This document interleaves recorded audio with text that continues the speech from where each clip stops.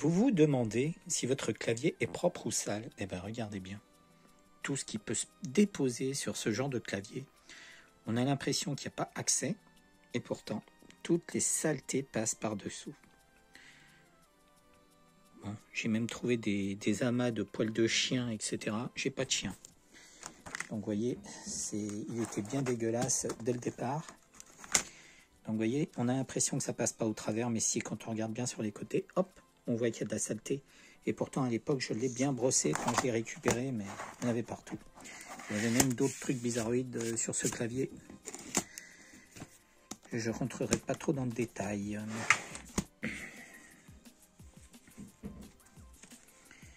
Donc voilà, je suis en train d'enlever la pellicule. J'ai essayé de ne pas couper le film. Je vais essayer de le défaire, mais vous voyez, c'est clipsé partout. Partout, partout, partout.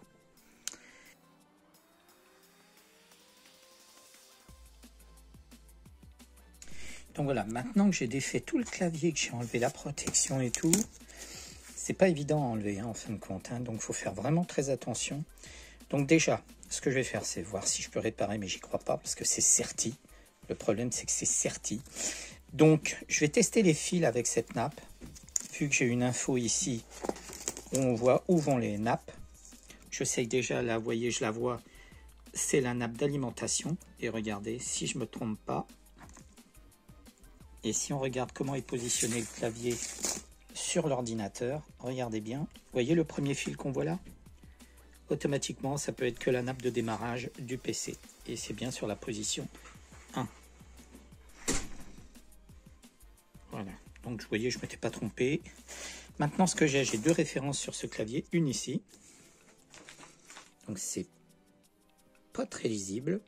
Je ne sais même pas si c'est visualisable correctement. Hop, et j'ai l'info ici aussi, derrière. Est-ce qu'elle est à l'envers là? Oui, elle est à l'envers.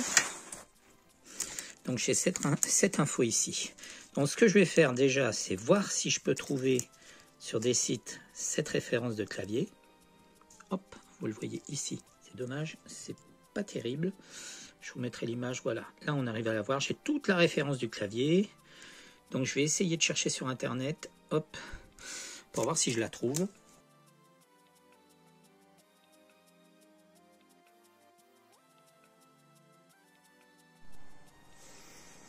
Donc voilà, petit retour sur l'ordi sur lequel je vais faire le passage de Windows 10 à Linux. Toujours pas décidé hein, sur la distribution Linux que je vais utiliser, mais je pense que je vais faire Ubuntu Studio puisqu'ils ont sorti la dernière release. Après, il suffit de valider le LTS, oui, sur 10 ans en version pro. C'est gratuit pour nous les particuliers sur 5 machines. Donc ça veut dire que pendant 10 ans, j'aurai les mises à jour. Mais bon, la base, c'est de l'avoir au moins pendant 5 ans pour être tranquille. Je reviens sur le clavier. Je suis en train de chercher un clavier. Donc sur les sites AliExpress, etc., c'est compliqué à trouver. Les références ne correspondent pas. Donc il faut se méfier. Il faut vraiment trouver la référence de la machine. Et j'ai trouvé un site. Bon, pour l'instant, j'ai trouvé un site France. J'ai peut-être le clavier qui peut remplacer celui-ci. Je vous dirai ça après, dans une autre vidéo. Et là, je viens de constater que j'ai possibilité d'avoir deux versions. La version clavier non rétroéclairé et la version clavier rétroéclairé. Donc là, j'ai le petit module de rétroéclairage. Donc ce que je vais faire, je vais juste brancher une souris, je pense que ça suffira. Et l'allumer, le démarrer. Et je vais vérifier si c'est alimenté. Parce que j'ai une petite puce à côté, on dirait bien le contrôleur de système, mais bon. On ne peut pas deviner comme ça, je ne connais pas la référence. Mais ici, j'ai bien une puce de contrôle. Donc pour moi, si j'ai du courant qui passe sur les 4 pins, ce serait bon. Ça veut dire que mon clavier serait rétroéclairé. Il suffirait que je trouve un clavier rétroéclairé. Mais bon, c'est pas le principe. Hein. Le principe, c'est vraiment de trouver un clavier de remplacement. Ou alors, je remets celui qui est abîmé. Et puis, je connecte un clavier Bluetooth, j'en ai plusieurs. Ou un clavier externe. Voilà. Donc je vais essayer d'avancer, je vais faire le test et puis on verra bien. Là je vous montre en zoomant un petit peu si je peux. Ouais, c'est compliqué. Voilà, le petit connecteur qui est ici. Voilà. Ce petit connecteur là. c'est celui-ci.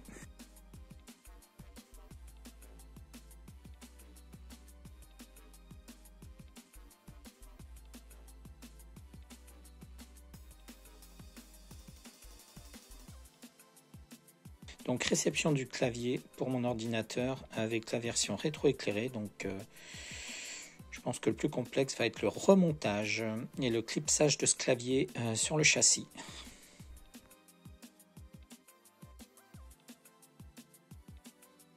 J'ai indiqué la partie rouge, donc positif et négatif, hein, pour ne pas me tromper. Il faut essayer de ne pas faire de court-circuit. Donc je connecte ça sur 2,9 volts pour l'instant, alimentation stabilisée.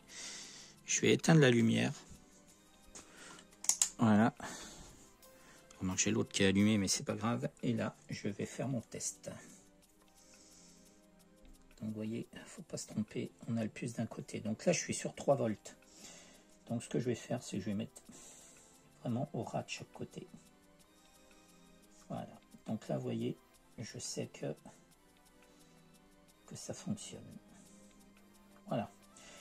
Donc voilà, ça fonctionne plutôt pas mal. Je sais pas si vous voyez. Hop. Donc j'ai mis l'alimentation stabilisée sur 2,9 volts et voilà, ça me permet de tester cette nappe et de savoir si ce que j'ai fait fonctionne. Je vous montre. Je le décroche et vous voyez, je suis bien sur 2,9 volts avec mon alim stabilisé. Et avec ce câble là que j'ai fait, et ça me permet de tester le rétroéclairage. Donc le problème ne vient pas de la nappe, donc je vais pouvoir fixer tout ça définitivement sur le PC, même si ça ne fonctionne pas. Mon clavier, celui que j'ai commandé, que j'ai reçu, fonctionne parfaitement. Donc je vais essayer de tout fixer et tout mettre comme il faut, parce qu'après j'ai pas envie de redémonter, même si vous voyez, si vous faites pas le test de cette partie rétroéclairage, vous l'installez, vous êtes obligé de tout défaire si vous constatez que ça fonctionne toujours pas, et vous allez vous poser la question, mais qu'est-ce qui se passe, est-ce qu'il est mort, etc. Donc on peut le faire aussi directement sur l'ordinateur avec la nappe qui est ici, bien sûr. La première chose que j'ai faite d'ailleurs, j'ai testé les deux éléments séparément. Le clavier répondu dès que je l'ai connecté dessus, toutes les touches, donc pour moi c'est parfait. Donc pour cette partie-là, c'est pas grave, on va l'installer, après on va réinitialiser le PC, je vais suivre des étapes et si j'y arrive, je vous indiquerai comment faire. Bon, voilà la suite de la vidéo sur ce clavier, le rétroéclairage. Donc là, j'ai mis le nouveau clavier sur la face avant de l'ordinateur portable, là où on insère le clavier. Ce que je voulais faire, je voulais suivre une méthode, mais j'en trouve pas. Donc ce que je vais faire, je vais fixer quand même tout ce que je peux fixer avec les petits bitouniaux qui dépassent. Je ne les ai pas tous arrachés, il y en a qui sont restés. Ça va me servir de fixation de base, sachant que quand je vais mettre le film qui permet de faire le rétroéclairage, eh bien lui va m'empêcher de faire certaines soudures plastiques à certains endroits. Il y a moins de trous en fin de compte, donc c'est moins disponible, comme tout pour tour en fin de compte.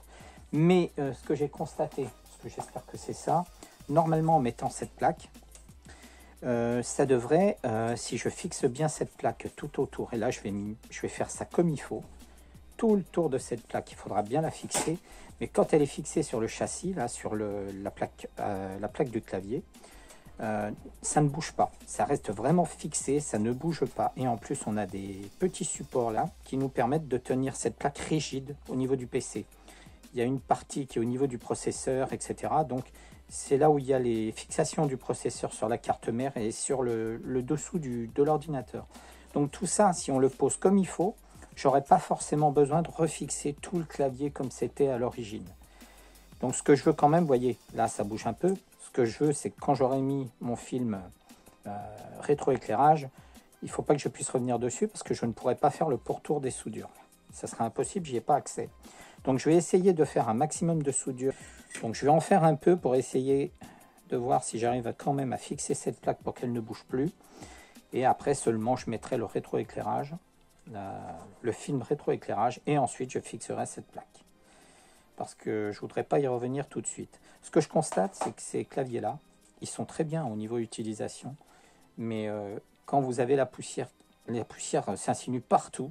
Et ben, quand j'ai regardé l'autre clavier dans quel état il est, c'est une horreur. C'est vraiment dégueulasse.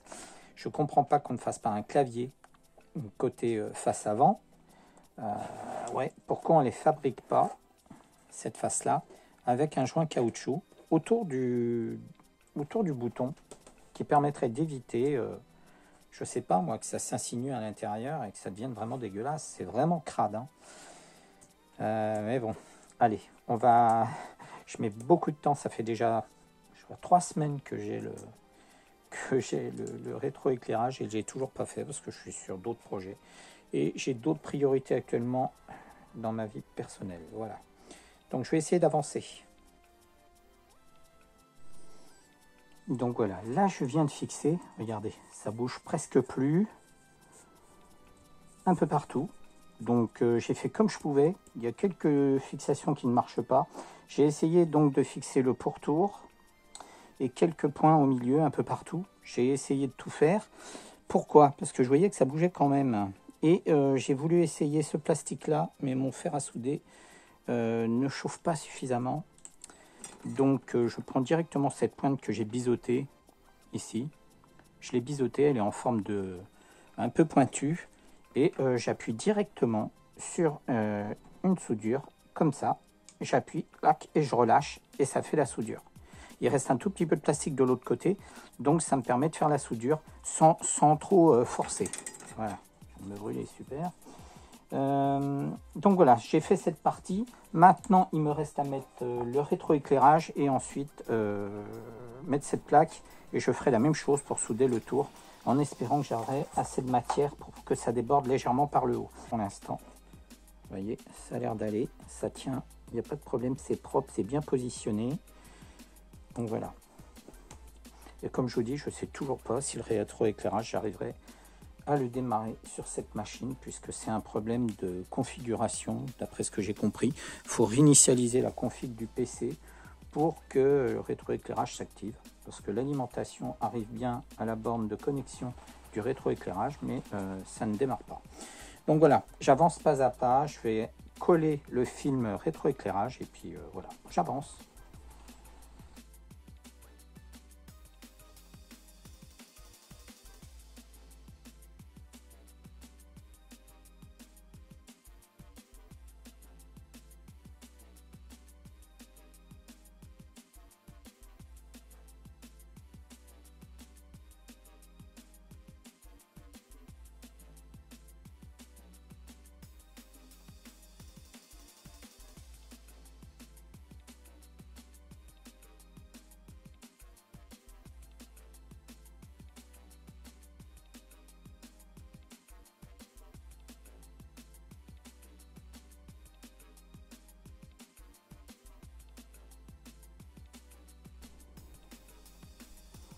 Donc voilà, j'ai collé le clavier, donc j'ai refixé le clavier, je viens de refixer la plaque de rétroéclairage, le film de rétroéclairage à l'arrière. Il faut faire très attention à ça parce qu'à un moment, je crois qu'il faudra qu'on l'ouvre et qu'on l'écarte. Ou alors, il faudra le récupérer ici pour qu'on puisse se connecter sur la carte mère. Donc, il faut faire très attention, hein. C'est assez fragile quand même. Bon, on peut refaire ce câblage s'il y a un problème, hein. C'est que 2 fils, un plus et un moins, donc c'est pas complexe à refaire s'il faut. J'espère que je peux l'enlever. C'est parfait. Et maintenant, on va le plier. Je ne sais pas s'il faut trop le plier. Je vais le plier sans exagérer. Voilà, il faut que ça soit droit. Ça a l'air d'être pas trop mal. Voilà. Maintenant, on va voir si la plaque peut passer.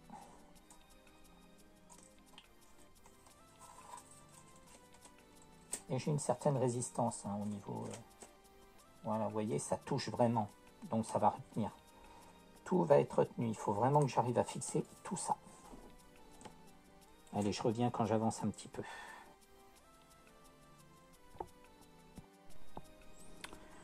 Donc voilà, pour l'instant, je dis rien, mais ça se passe pas trop mal.